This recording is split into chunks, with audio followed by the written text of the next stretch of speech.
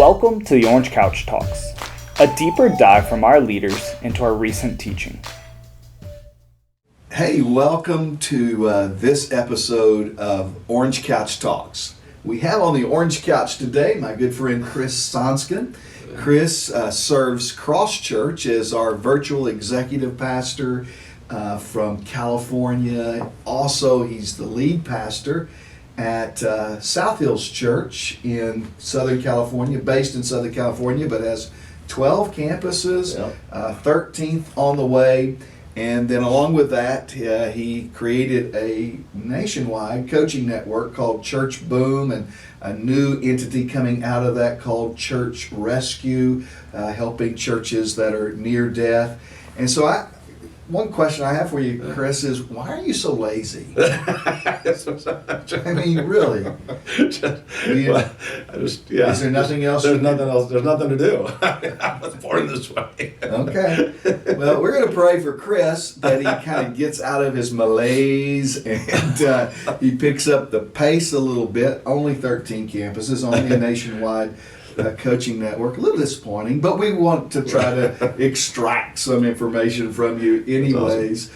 But seriously, Chris, you've been a great blessing to our church, helped us in a lot of ways that people just attending our church probably don't see, but don't realize. But man, it has been such a blessing to have you on board as my personal coach and our virtual executive pastor. And last night we were at the Thrive Residency program, speaking, doing some team teaching. And I taught a little bit, and then you kind of completely overshadowed everything I had to say. I really appreciate that. One-upsmanship is a real gift of yours. I see that. Because, if I planted 6 churches, I'd be like, how many behind? I mean, I can't catch up. Yeah. But you did have some great stuff to say that I think would be really helpful for people that are in our church in terms of the relationship between pastor and people, but also we have a lot of people that watch this little video podcast that are in leadership levels of their own, whether they lead a school, principals and administration, or they have their own businesses. I love the stuff that you had to say about the tension and the importance of kind of resolving that between leader and followers. Yeah. So I'm just going to let you talk until I get tired of hearing you talk. Which won't take long. And then I'm going to interrupt you. And so just drop some of that stuff on us. No, thanks, man. I appreciate it. Thank you, Jackie. It's been awesome. For those of you that are part of Cross Church, man, what an honor to have Pastor Jackie as your lead pastor. Amazing. And what God has done. That's really all we wanted to say. That's it. This so we're closing this out. So thank you for tuning in. We'll support him back next week. That's right. Christmas is coming up.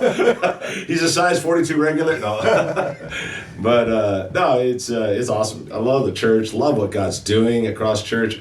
I talked to you last night about it. I just genuinely, with my whole heart, feel like the best years are ahead. Yeah, and man, I think we're just getting so positioned at Cross Church to see God do something in the next 0 to 5 years that is bigger than anything that we've ever imagined. Mm-hmm. And so it's such an honor to be a part of your team and serve you in this way.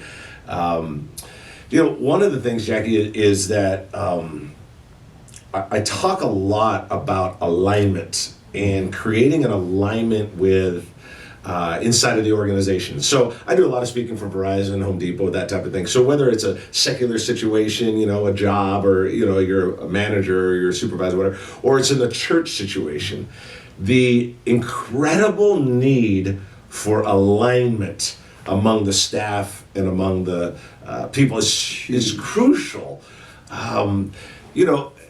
You can have a great vision, great idea, great concept, and a misaligned team, and it's just not going to happen. I was playing golf because that's what I do in my spare time. I don't coach Verizon and stuff like that. I have a life that I live and enjoy, but I was playing golf with the lead pastor, a good friend of mine at Lake Havasu City, Calvary Church there. And I asked him this question. I said, so when did your church really take off? They're one of the fastest growing churches in the U.S. Yeah. I said, when did your church really take off? And Chris, he said the same thing to me. He said, when we got organizational alignment. Yes. Yeah. it's an incredible, powerful tool if you think about, like, I love sports, and you can think of teams. I remember Dallas Cowboys years ago was struggling with one of their wide receivers. I think of different basketball teams that were struggling, and so they had all the talent, but they couldn't get alignment. And then here's this team that's below them, or maybe not as talented as them, player by player.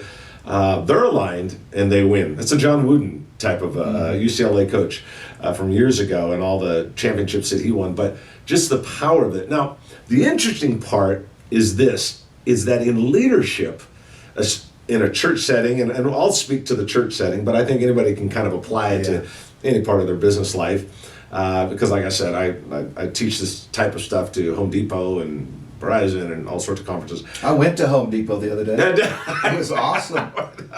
Well, thanks for supporting me in that one. Yes, I like it. What's so funny is I've spoken for Verizon, I don't know how many times, countless times, and every time I speak there, on both of their big locations, they have one in Dallas and they have one in New Jersey. It's the second largest building in the United States is the Verizon building. I don't know if you knew that, but it's huge.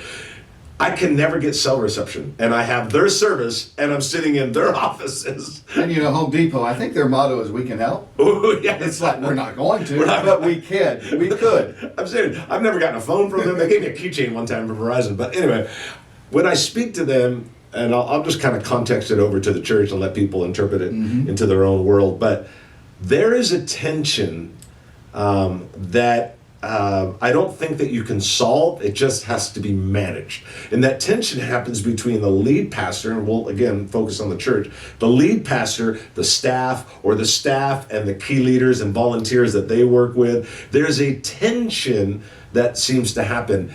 And some of the things I like to say is, like, there's a tension between leadership and servanthood. So here's a staff member for the lead pastor. He's got to be a leader and he's got to lead, but yet on the other hand, he needs to serve the pastor. There's a tension between creativity and boundaries. It's like, well, I got to be creative, but on the other hand, I got to stay inside the boundaries that the boss wants. And there's this tension. There's a tension between personal agenda and the leader's agenda. So here's a children's pastor or worship.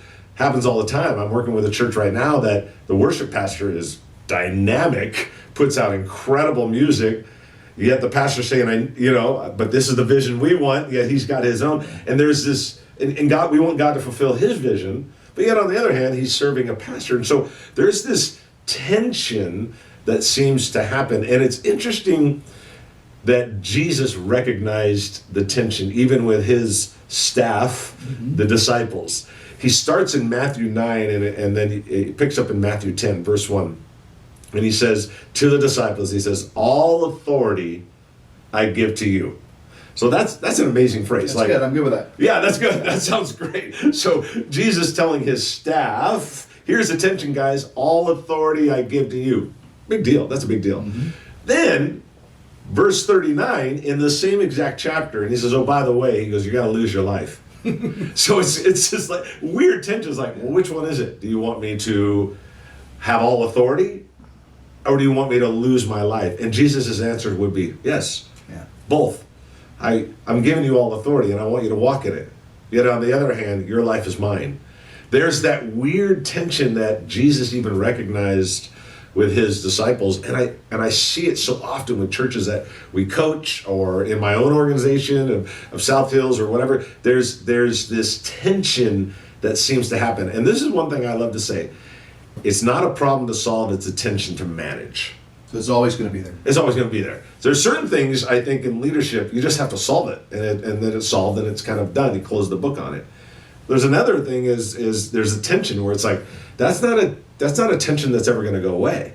It's a tension you have to be aware of. It's a tension that has to be talked about. It's a tension that has to be managed.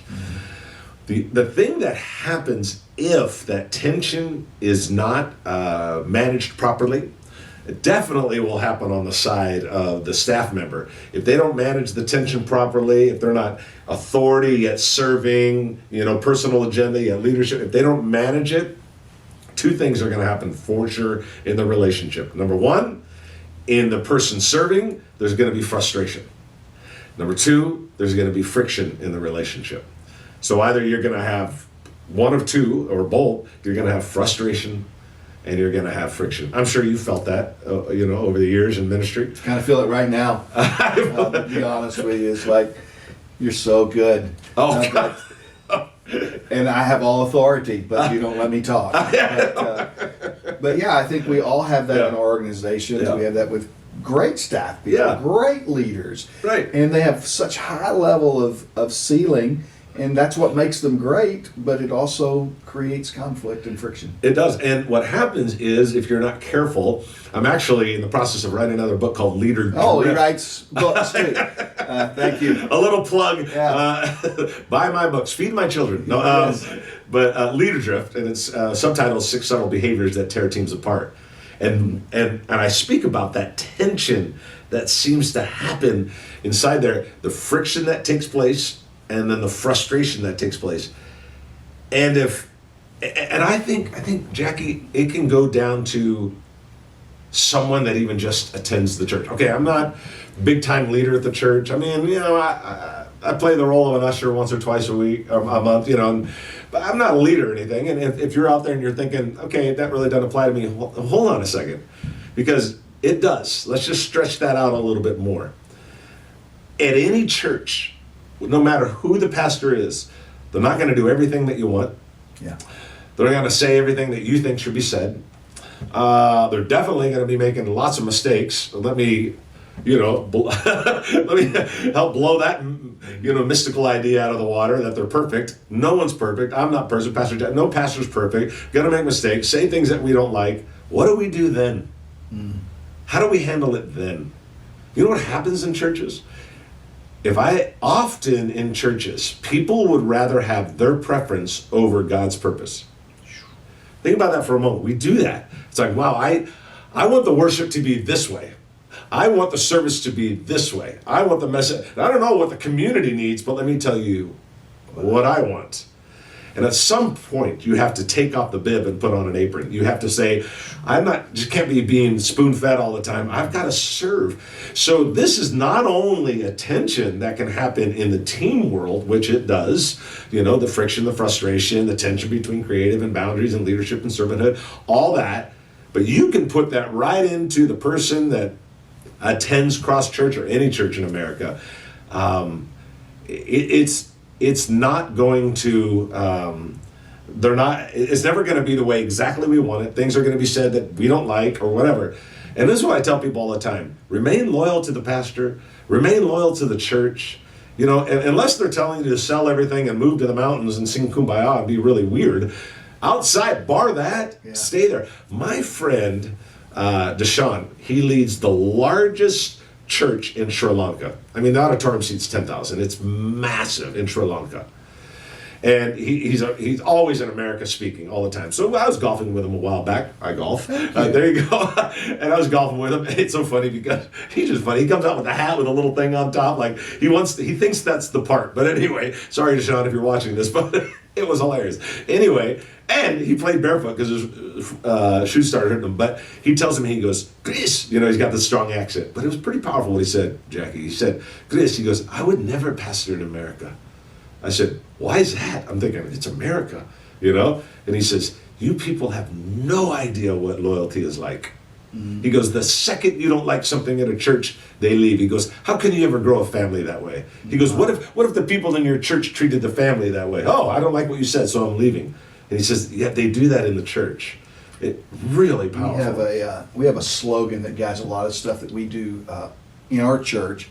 And it's that great churches make decisions based upon those that are not yet here.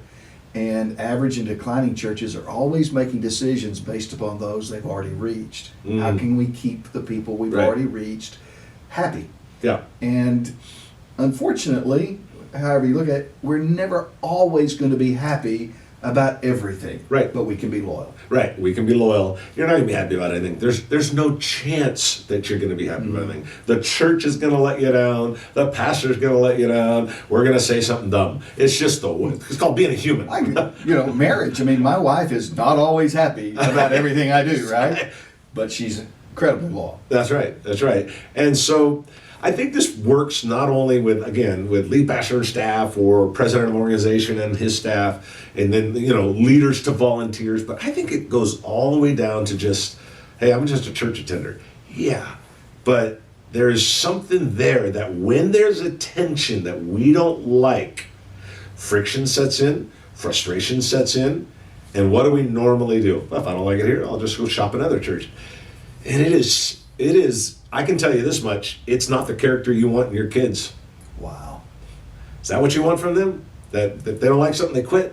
Mm-hmm. How you want them to handle their school, their sports, their future marriage, their future relationship with their kids, their future faith? That's gold right there. I don't think we want that for our kids. And if we don't want that for our kids, then let's not be that as adults. Mm-hmm. Let's be better than that. I don't know about every other church in the world, but at Cross Church, let's just decide, hey, we're just going to be faithful. And we ain't always do everything right, and we're always probably going to tick each other off every now and then, but we're going to be faithful. Now, jumping a little back to the process, the tension comes, and then the frustration and friction sets in. Then what happens, if we're not careful, a negative sort of toxic attitude starts taking place inside of our heart. It does. And so here's what we'll do. As pastors and leaders, maybe we get a little frustrated in the friction and we start talking to someone else.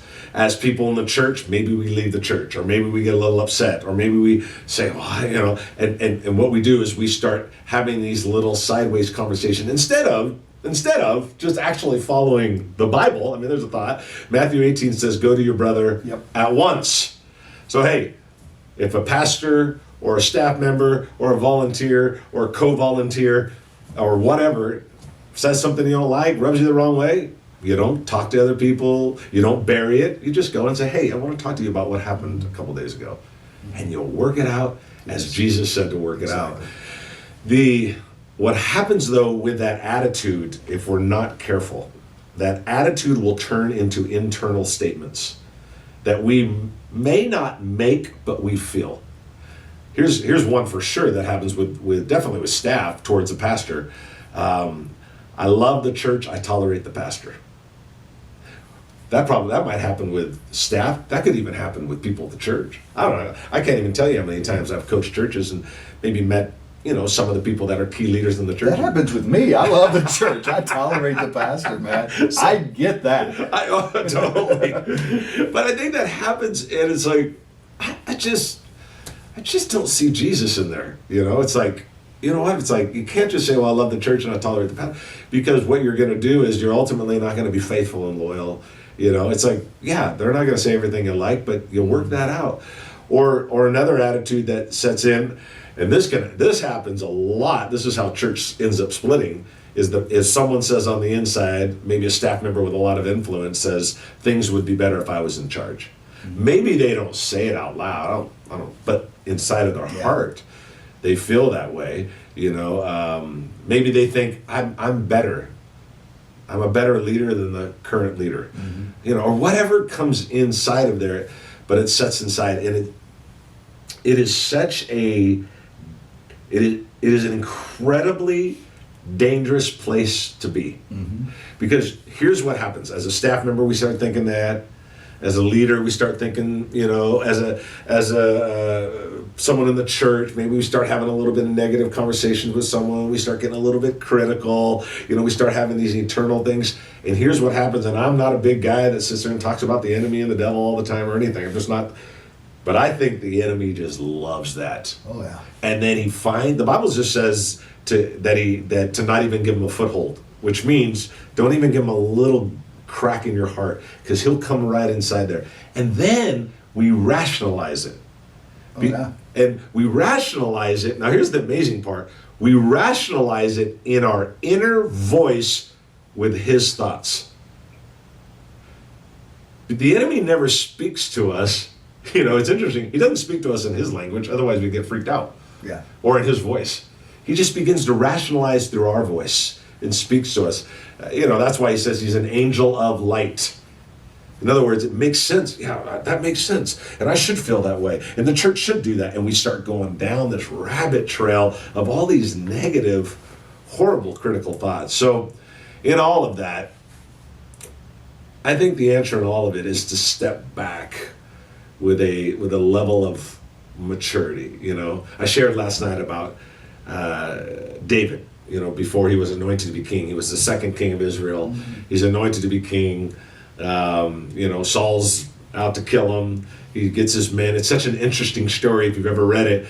The Bible says that David went to use the restroom in a cave with a handful of his guards, and he was on the run from Saul. And if you've ever been in Israel, there's caves everywhere, hundreds and hundreds of them. And of all the caves that Saul could have stopped in, Saul stopped in that same exact one David was in. And David was back in the dark, Saul went in there to relieve himself. David went in there to hide. Saul went to relieve himself to go to the bathroom. He comes in there. Saul doesn't see him. David crawls across with a knife. He's going to kill him. And God speaks to him right there and says, don't you dare try to replace what I put in place. Yeah. And it's such an amazing story because I think it's 7 or 8 chapters later, an arrow goes and hits Saul and kills him. God knew what was going to happen. He just needed to know if David's heart was going to be right. So when God gets ready to kill me, he will kill me. That's right. It's not your job. It's not your job. It is such an amazing story because David had every reason to be disloyal, every reason to be unfaithful, every reason to kill Saul, and actually somewhat be justified because Saul was out to kill him. It was more self-defense, but he didn't. He responded with loyalty, and he respected the authority, and he responded with loyalty, and he did the right thing. And what else is interesting is if you look at there when he's in the cave, the men said to David, they whispered to him in the cave, Saul's right there. God has given you this moment. Go and kill him. And I'm thinking, the closest people to him were wrong, and they put it under the umbrella God told them. Yeah. And how many times do we do that? Yeah. I've been praying and God told me to leave the church. Really? He really told you to leave? I really told you to leave the church. Yeah. He really told you to start a church 2 blocks away. Is that what he really told you? I just always find that interesting. And I think the answer to all of this just comes down to watching the life of David. Man, choosing respect, choosing to be loyal, choosing to only speak what's positive, work in the Matthew 18 environment, deal with situations as they come, and just decide we're going to be the church, the believer that God wants us to be, and that we're going to become those believers and respond as we would want our kids to respond. Be those kind of people. Faithfulness says, I won't talk bad about you. But loyalty says, I won't let anybody else talk bad about you. That's good. Let's go the extra mile and be the people that are just incredibly loyal, incredibly faithful, and when something ticks us off or the tension's there, which it will be, that we handle it the right way. That's really good. You said something earlier, I want us to circle back around to it as we close this time out, that this tension between leaders and followers is not a problem to be solved. What did you say? Not a problem to be solved, but a tension to manage. Tension to manage. And I think that's brilliant. I really appreciate that. And I hope that you'll take this and listen. By all accounts, Cross Church very healthy in our relationships. Doesn't mean that one day we won't be, but as you have opportunity, you may have a need to share this video with some churches around the country that you know of that maybe are going through some stress. Maybe somebody's complaining to you about their church. That's right. Well, share this video with them. Let them know that tension is not a problem to be solved. But a tension to manage. It's a tension to manage. All right. Yep. Thank you so much. And Chris, you're going to write a book today? What are you going to do this afternoon? Start on the campus, write a book? Catching a flight. That's all I'm doing. Are you flying it? Or do you fly airplanes too? Pilot as well. Okay. So yeah, that's right. All right. Thank you again. Have a great week. Thanks for tuning in. Make sure to rate, review, and subscribe. And don't forget to go out and make Jesus known.